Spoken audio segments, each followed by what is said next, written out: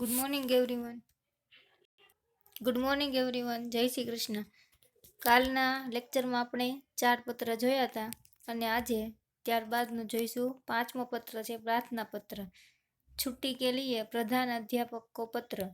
દેસાઈ ફળિયું, ભાવનગર 23 फरवरी 2011, 23 February 2011. सेवा में श्री आचार्य महोदय એટલે શ્રી આચાર્ય મહોદય. ડીએ સાર્વજનિક વિદ્યાલય એટલે સ્કૂલનું નામ છે ડીએ સાર્વજનિક વિદ્યાલય, ભાવનગર. आदरणीय गुरुदेव, सविनय निवेदन है कि मेरी बहन की शादी आगामी 27 तारीख को निश्चित की गई है. એટલે સવિનય નિવેદન છે કે મારી બહેનના લગ્ન આગળની 27 તારીખે નક્કી કરવામાં આવ્યા છે. મેં ઉસકા એકલौता भाई हूँ और હું એનો એકનો એક ભાઈ છું. हम लोग के यहाँ शादी की कितनी धूम रहती है इससे तो आप अनजान नहीं है. આપણામાં લગ્નની તૈયારીની કેવી ધૂમધામ ચાલતી હોય છે અને એનાથી તો તમે જાણીતા જ છો. ફલતઃ અને એટલા માટે મેં તારીખ 24 से 28 5 दिन तक विद्यालय में उपस्थित नहीं हो सकूंगा. એટલે હું 24 તારીખથી 28 તારીખ આ 5 દિવસ શાળામાં हाजिर रह सकीस नहीं. पिताजी का पत्र इस प्रार्थना पत्र के साथ भेज रहा हूँ.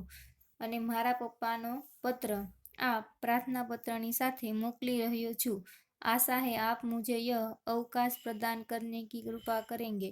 અને મને વિશ્વાસ છે, આશા છે કે તમે મારી આ રજા છે તે આપવા માટે કૃપા કરશો. इसके लिए मैं सदैव आपका कृतज्ञ रहूँगा. અને એના માટે હું હંમેશા તમારો આભારી રહીશ. આપકા આજ્ઞાકારી છાત્ર મનોજ પટેલ.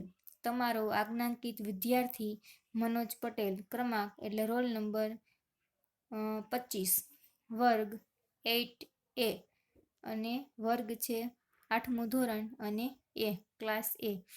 શબ્દાર્થ ઇકલોતા એટલે કે એકનો એક, અકેલા. ફલતઃ પરિણામતઃ એટલે ફલતઃ એટલે મતલબ શું થાય? પરિણામતઃ ધૂમ એટલે ધૂમધામ અને અવકાશ એટલે છુટ્ટી. સમજમાં આવી ગયું બધાને? ચાલો એના પછીનો નેક્સ્ટ લેટર છે કાર્યાલયી પત્ર.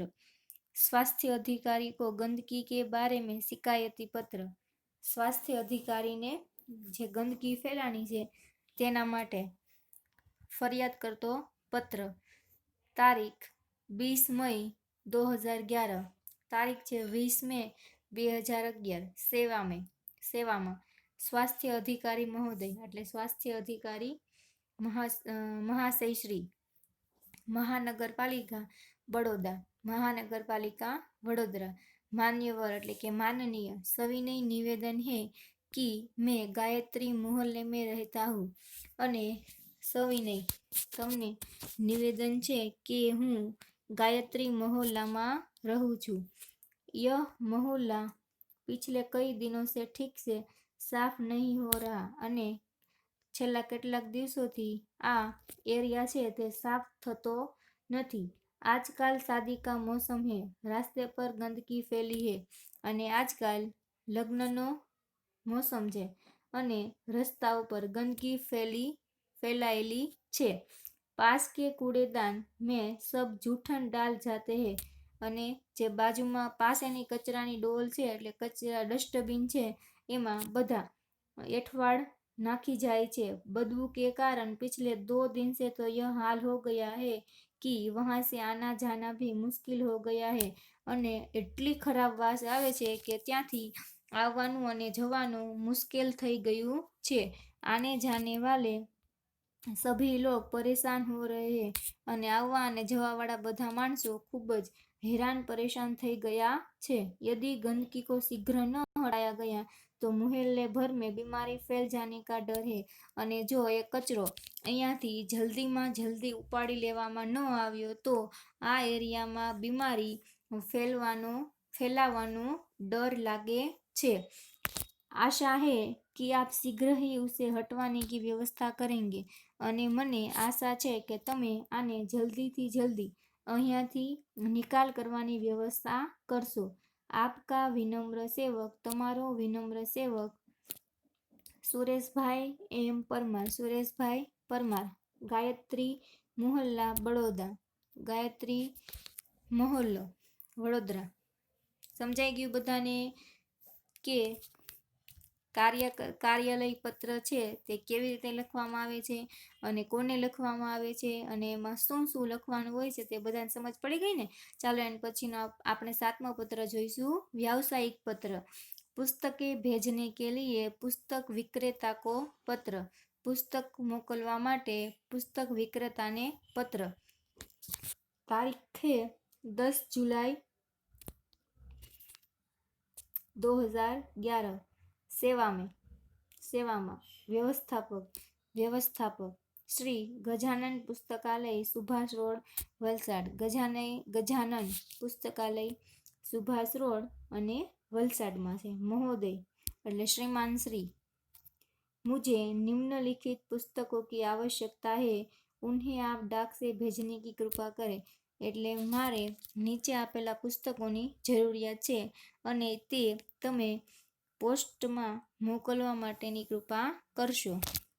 એમાં પેલું છે નન્હા કોશ. બીજી બુક છે નાલંદા વિશાળ શબ્દસાગર. નાલંદા વિશાળ શબ્દસાગર. બૃહદ હિન્દી શબ્દકોશ. બૃહદ હિન્દીનો શબ્દકોશ. સાહિત્યિક મુહાવરા લોકોક્તિ કોશ. સાહિત્યિક મુહાવરા લોકોક્તિ કોશ.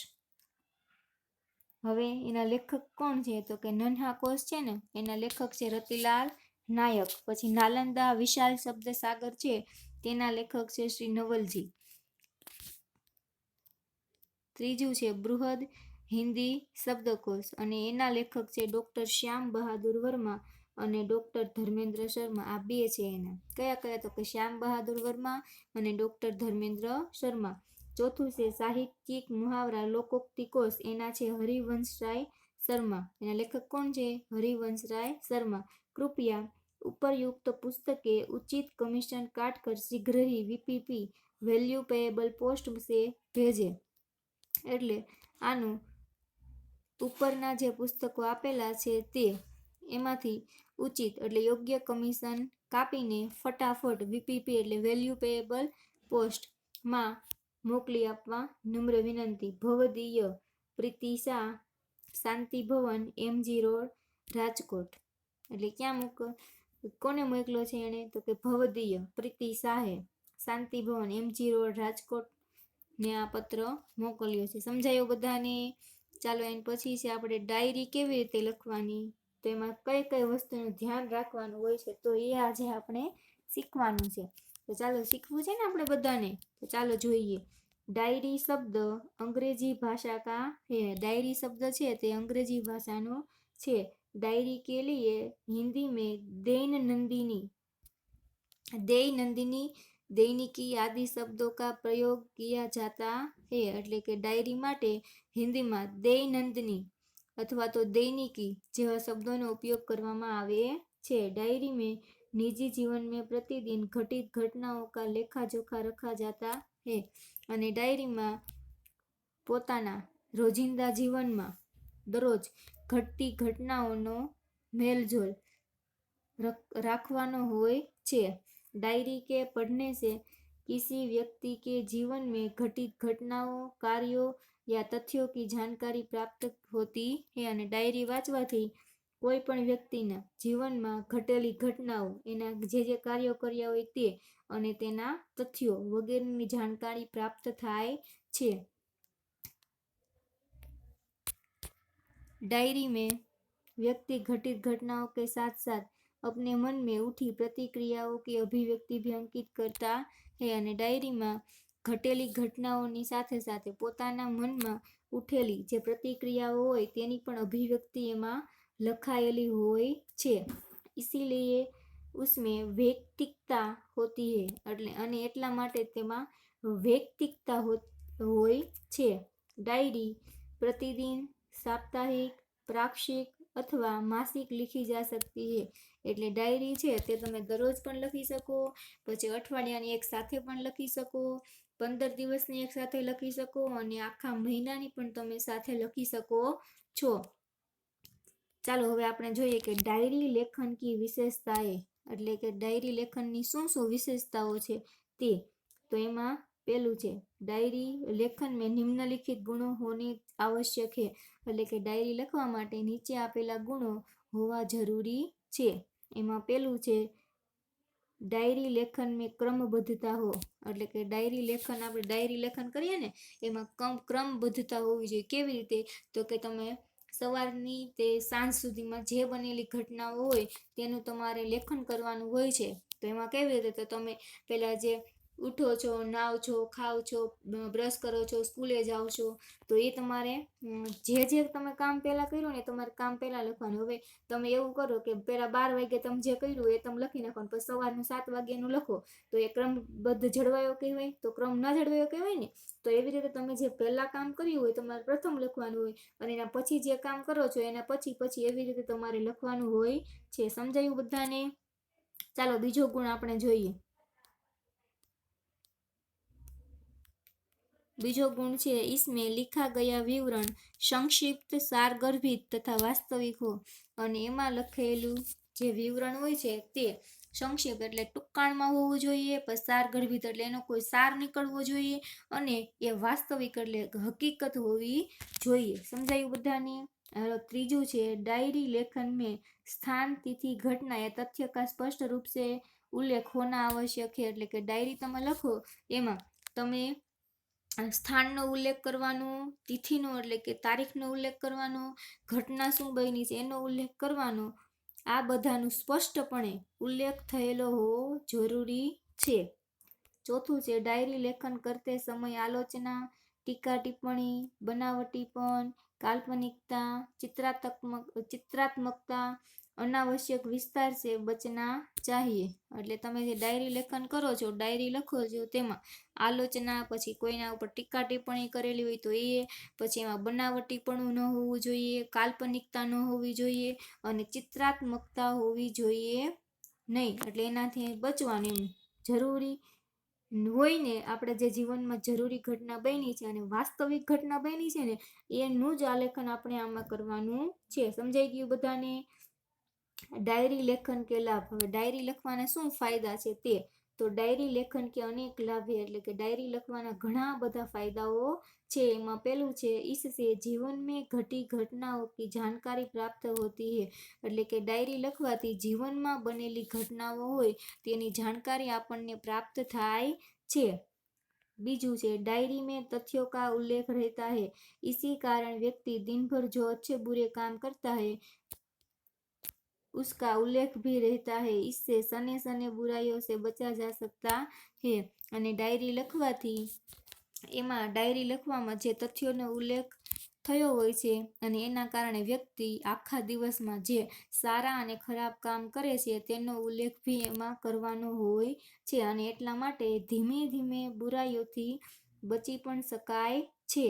હવે ત્રીજું છે डायरी ही ऐसा दस्तावेज है जिसे पढ़कर किसी व्यक्ति के जीवन के पिछले अनुभवों तथा घटनाओं की जानकारी और वह भी संबंधी व्यक्ति के शब्दों में प्राप्त की जा सकती है।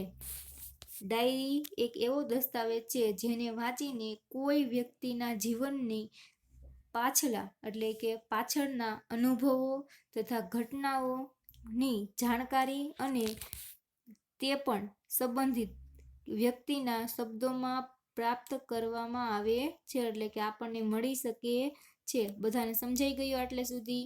તો હવે આગળનું છે તે આપણે આગળના લેક્ચરમાં જોઈશું।